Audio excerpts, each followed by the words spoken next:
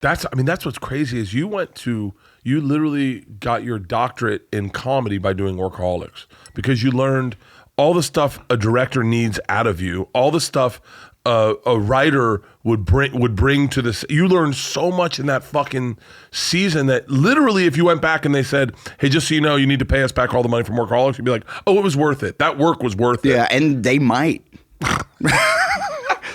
I could see they're Paramount Plus now. I could see them doing something like that, man.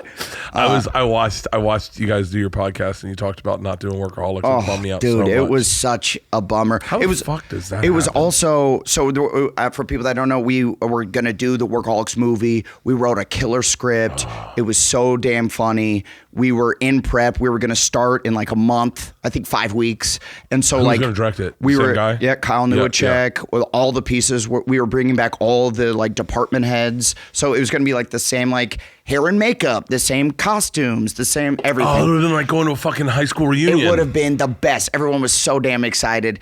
And then they just were like, hey, it doesn't fit our new global strategy. And we out of here.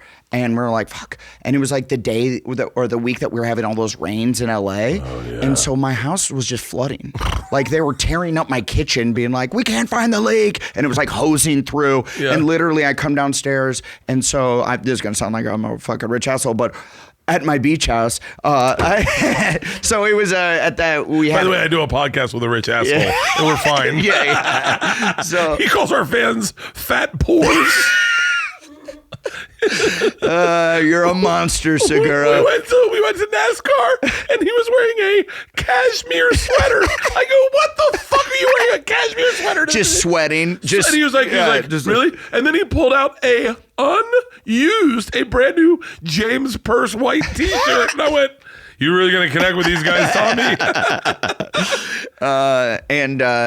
So I have a place in Hollywood, the house that I bought right when I was doing Workaholics, and then I just got this beach house a handful of years ago. So the Hollywood house was fully flooding, and we're like figuring out the leak, and then I come downstairs.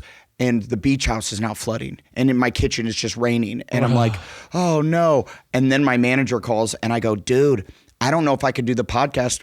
My beach house is flooding. And he goes, oh, shit, dude. That fucking sucks. I got other bad news. Paramount Plus isn't doing the fucking movie. All right. I think you should talk about it on the podcast. And so like we got on the podcast and it was like it took everything not to just shit on Paramount Plus, but like I get it. It's like it's not just like a guy making a decision who greenlit the movie. Now it's like it's a corporation. Bert and Tom and Bert. One goes topless while the other wears a shirt. Tom tells stories and Bert's the machine. There's not a chance in hell that they'll keep it clean. Here's what we call 2 bears, 1 cave.